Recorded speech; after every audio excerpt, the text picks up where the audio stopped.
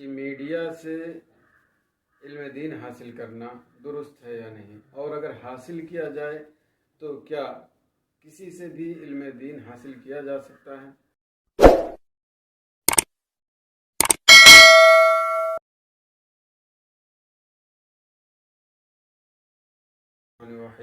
السلام علیکم ورحمۃ اللہ وبرکاتہ۔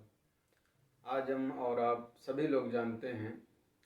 کہ میڈیا کا دور ہے۔ اب اس وقت ایک اہم سوال یہ ہمارے سامنے آتا ہے کہ میڈیا سے علم دین حاصل کرنا درست ہے یا نہیں، اور اگر حاصل کیا جائے تو کیا کسی سے بھی علم دین حاصل کیا جا سکتا ہے؟ اس تعلق سے ہمارے دوست یا کہہ لیجئے ہمارے سینئر 1-2 سال کے مفتی نثار صاحب نے تحریری طور پر اسے بیان کیا، تو میں چاہتا ہوں یہاں پر مختصر میں 2 منٹ میں آپ کے سامنے اس کے تعلق سے کچھ بیان کر دوں، تاکہ جو لوگ بھی علم دین حاصل کریں وہ صحیح طریقے سے حاصل کریں اور اپنے دین و سنیت کی حفاظت کر سکیں۔ علم دین حاصل کرنے کے لیے آج سوشل میڈیا اور media, print media, electronic media, ساری چیزیں استعمال کی جا رہی ہیں، لیکن ہم جانتے ہیں کہ اس پلیٹ فارم پر ہر طرح کے لوگ ہیں، یعنی سنی بھی ہیں، دیوبندی بھی ہیں، وہابی بھی ہیں، رافضی بھی ہیں، اور ظاہر سی بات ہے جس طرح ہم زمینی طور پر کسی رافضی سے، کسی دیوبندی اور وہابی سے علم دین حاصل نہیں کر سکتے، اسی طرح یوٹیوب پر یا پرنٹ میڈیا پر یا الیکٹرانک میڈیا پر یا دیگر سوشل میڈیا پر ہم ہر کس و ناکس سے علم دین حاصل نہیں کر سکتے۔ اس لیے ہماری اہل سنت و جماعت کے لوگوں پر لازم اور ضروری ہے کہ علم دین اسی شخص سے حاصل کریں جو سنی ہو، عالم ہو اور علم دین کا صحیح طریقے سے نالج رکھتا ہو۔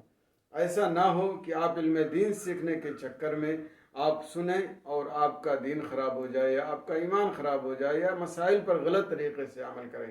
اور یہ اسی وقت ہوگا کہ اپنے ایمان اور عقیدے اور مسائل کو محفوظ رکھ سکیں جب آپ اہل سنت و جماعت کے علماء سے علم دین حاصل کریں گے۔ چنانچہ خود امام ابن سیرین علیہ رحمت و رضوان، جن کی وفات 110 ہجری میں ہوئی ہے، بہت بڑے محدث، تابعی، بزرگ گزرے ہیں اور ناقد گزرے ہیں، وہ فرماتے ہیں ان ھذا العلم دین فانظروا عمن تاخذون دینکم، یعنی یہ علم دین ہے، جب آپ اسے حاصل کرنا چاہو تو آپ دیکھ لو کہ کس سے حاصل کر رہے ہو، یعنی وہ شخص جس سے آپ علم دین حاصل کر رہے ہیں وہ سنی ہے یا نہیں، کہیں ایسا تو نہیں وہ دیوبندی ہے، کہیں ایسا تو نہیں کہ وہ وہابی ہے، کہیں ایسا تو نہیں کہ وہ رافضی ہے یا شیعہ آج کل کے لوگ ہیں جو وہ ہیں۔ تو آپ اگر اہل سنت و جماعت کے لوگ ہوں تو ان سے علم دین حاصل کریے، اور اگر بدعتی، وہابی، دیوبندی یا اس طرح کے لوگ ہوں تو قطعاً ان سے علم دین حاصل نہ کریں۔ کبھی ایسا ہوتا ہے کہ ہمیں معلوم نہیں ہوتا ہے کہ یہ شخص سنی ہے یا نہیں، اور یہ شخص دیوبندی ہے یا وہابی ہے یا کیا، ہمیں نہیں معلوم ہوتا، تو ایسی صورت میں بھی آپ اس کی کلپ کو نہ سنیں، اس کو نہ پڑھیں، بلکہ اپنے علماء سے معلوم کر لیں کہ یہ سنی ہے یا نہیں، عالم ہے یا نہیں۔ اس وقت معلوم کرنے کے بعد اگر وہ سنی ہو، عالم دین ہو تو اس سے آپ سیکھیں، ورنہ اسے ترک کر دیں، نہ پڑھیں۔ خاص طور سے عوام اس کا ضرور التزام کریں، کیونکہ ان کے ایمان ڈگمگ ہونے کا زیادہ خدشہ ہوتا ہے۔ رہی بات علماء، اگر وہ وہابی دیوبندی کا رد کرنا چاہتے ہیں تو ایسی صورت میں وہ سن سکتے ہیں، اس میں کوئی حرج نہیں۔ اور امام ابن سیرین علیہ رحمت و رضوان ہی کا واقعہ ہے جو سنن دارمی میں موجود ہے۔ آپ کے پاس 2 بد مذہب یا بدعتی آتے ہیں، وہ حدیث سنانا چاہتے ہیں، تفصیل ہے، میں بس مختصر میں آپ کو بتا دیتا ہوں۔ حدیث سنانا چاہتے ہیں، آپ منع کر دیتے ہیں، پھر قرآن کی آیت سنانا چاہتے ہیں، آپ منع کر دیتے ہیں۔ جب وہ لوگ چلے جاتے ہیں تو وہاں پر جو موجود ہوتے ہیں وہ پوچھتے ہیں کہ ارے وہ قرآن ہی تو سنا رہے تھے، آپ کو سن لینا چاہیے تھا۔ حضرت امام ابن سیرین علیہ رحمۃ و رضوان فرماتے ہیں کہ مجھے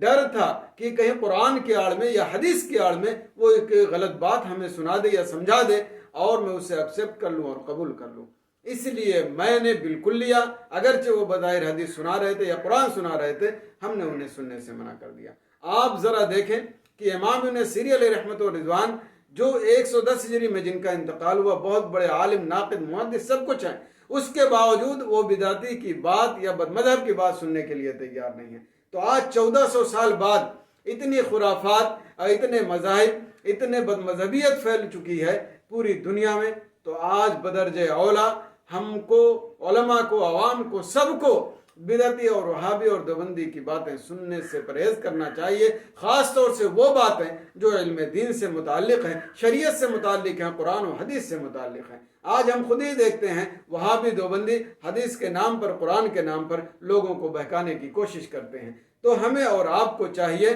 کہ ہم ایسے لوگوں کی باتیں نہ سنیں، خواہ میڈیا پہ ہو یا زمینی طور پر ہو، بلکہ ہم انہی کی بات سنیں جو اہل سنت و جماعت کے لوگ ہیں۔ خاص طور سے عوام اس بات کا ضرور التزام کریں تاکہ ایمان اور عقیدہ اور مسائل کو محفوظ رکھ سکیں۔ ہم اور آپ جانتے ہیں کہ ایمان ہمارا سب سے قیمتی چیز ہے،